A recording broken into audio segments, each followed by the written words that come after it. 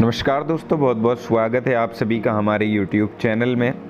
दोस्तों, आज की इस वीडियो में हम बात करेंगे 17 और 18 अप्रैल के तुला राशि फल के बारे में। 17 और 18 अप्रैल का दिन तुला राशि के जातकों के लिए कैसा रहेगा, ग्रह नक्षत्रों की स्थिति क्या होगी और इनका प्रभाव आपके जीवन के प्रत्येक क्षेत्र पर कैसा रहेगा। आपका करियर, पारिवारिक जीवन, प्रेम जीवन, दाम्पत्य जीवन, बिजनेस, व्यापार, स्वास्थ्य, शिक्षा, करियर, नौकरी, इन सभी चीज़ों के बारे में हम यहाँ विस्तार से जानेंगे।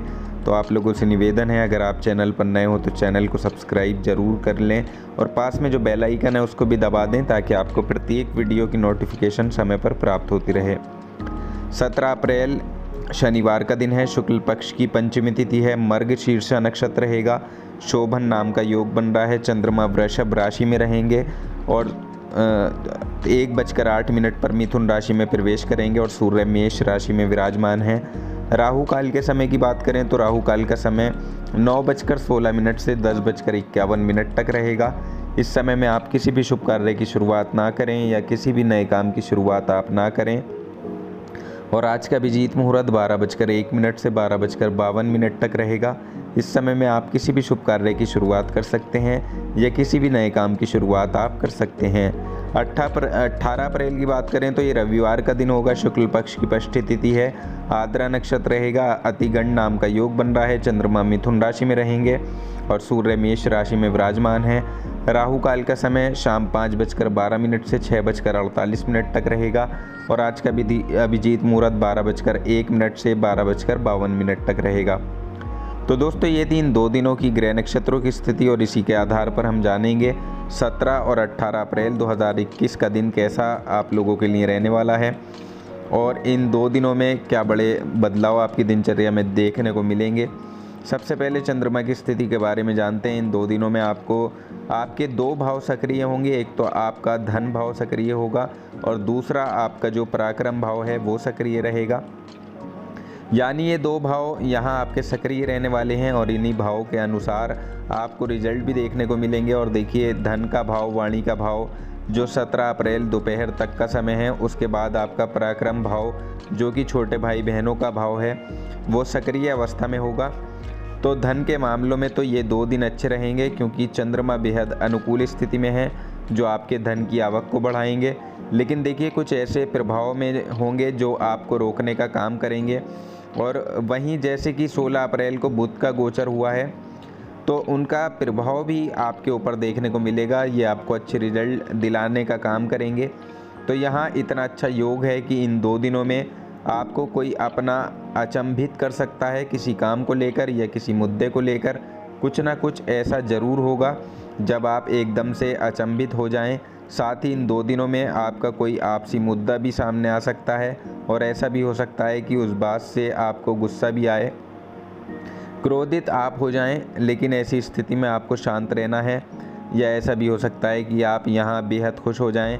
यानी दोनों ही तरह की स्थितियाँ बन सकती हैं। बाकी इन 2 दिनों में आपके प्रियजन आपके साथ रहेंगे और उनको आपके मार्गदर्शन की ज़रूरत भी शायद पड़ सकती है। तो आपका फ़र्ज़ है कि आप उनको सही रास्ता दिखाएं, शांत रहकर उनको सही से आपको समझाना होगा अगर कोई ऐसी स्थिति बनती है। इसके अलावा देखिए, इन 2 दिनों में और भी कई अच्छे योग बने हैं क्योंकि चंद्रमा आपके धन भाव में है। तो ये बहुत ही उत्तम योग होगा जो आपको खुशियाँ एकदम से देकर जाएगा। यानी अगर इस समय आपकी कोई लंबे समय से इच्छा थी तो वो इच्छा अब आपकी पूरी होने का योग है।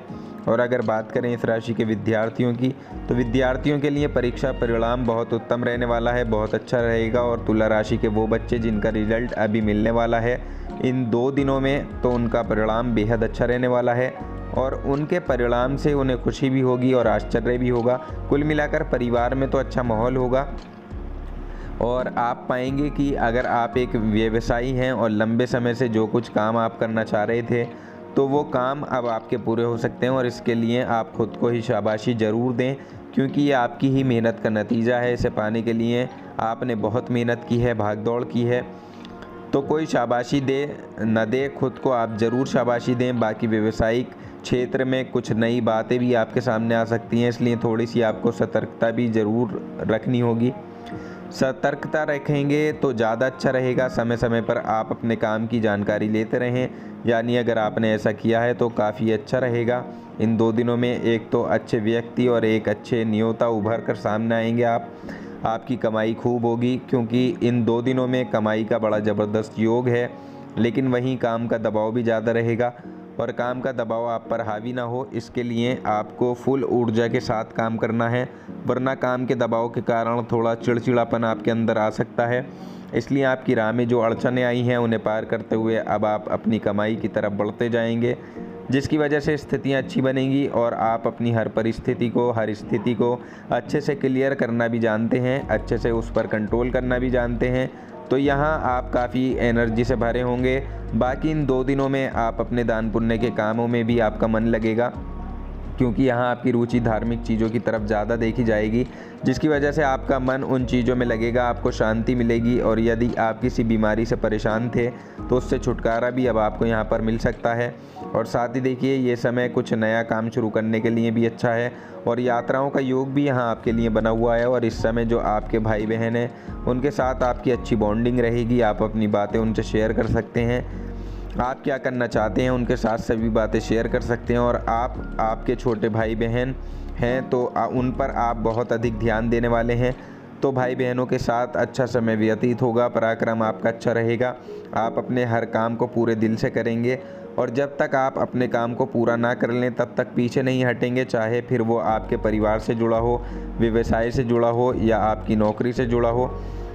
तो ऐसे कामों को अब आप समय से पूरा कर पाएंगे। इसके अलावा देखिए, इन 2 दिनों में आपको पैतृक संपत्ति से लाभ का योग भी बना हुआ है, यानी अगर कोई पैतृक संपत्ति से जुड़ा आपका केस चल रहा था या कोई विवाद चल रहा था तो वहाँ से अब आपके लिए लाभ की स्थितियाँ बनेंगी।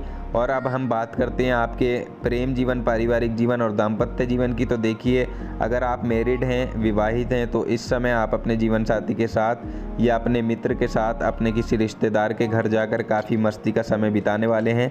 सामाजिक गतिविधियां मनोरंजन से भरपूर रहेंगी। यहाँ आप अपनी चिंताओं को पीछे छोड़कर, अपने काम के दबाव को पीछे छोड़कर आप भरपूर मनोरंजन के लिए समय निकालेंगे, और पारिवारिक स्थितियाँ भी आपकी अच्छी रहने वाली हैं।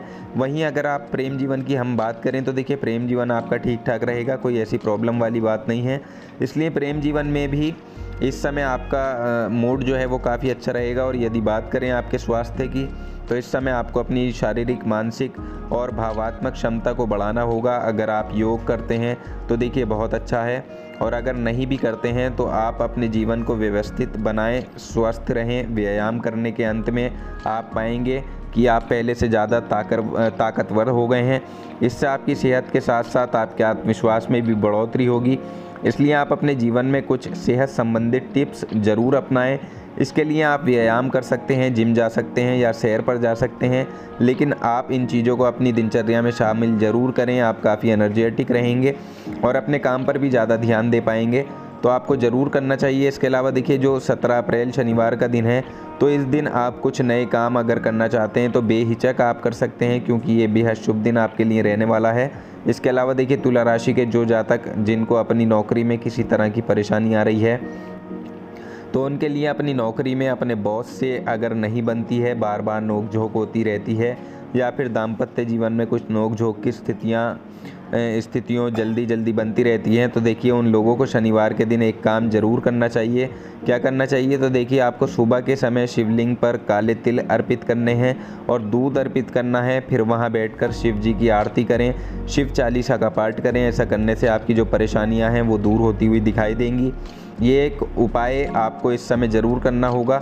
इसके अलावा यदि आप अपने व्यापार में किसी बात को लेकर परेशान हैं, मानसिक स्थिति आपकी अच्छी नहीं है, या व्यापार में मेहनत ज़्यादा चल रही है लेकिन लाभ कम मिल रहा है, तो देखिए इसके लिए आपको रविवार के दिन क्या करना चाहिए? आपको रविवार के दिन हनुमान मंदिर जाना है और हनुमान जी को चमेली का तेल जो होता है वो अर्पित करना है, और हनुमान जी के पैरों पर लगे लेप से आपको तिलक लगाना है, और साथ ही वहाँ बैठकर हनुमान चालीसा का पाठ आपको करना है।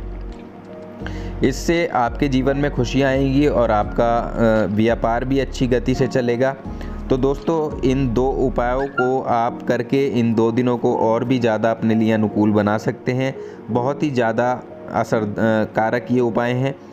तो हम उम्मीद करते हैं आपको ये जानकारी पसंद आई होगी। अगर जानकारी पसंद आई है तो वीडियो को लाइक और शेयर ज़रूर कर दें और ऐसी जानकारी के लिए हमारे चैनल को सब्सक्राइब करना ना भूलें। हम प्रार्थना करते हैं आपका आने वाला समय शुभ हो।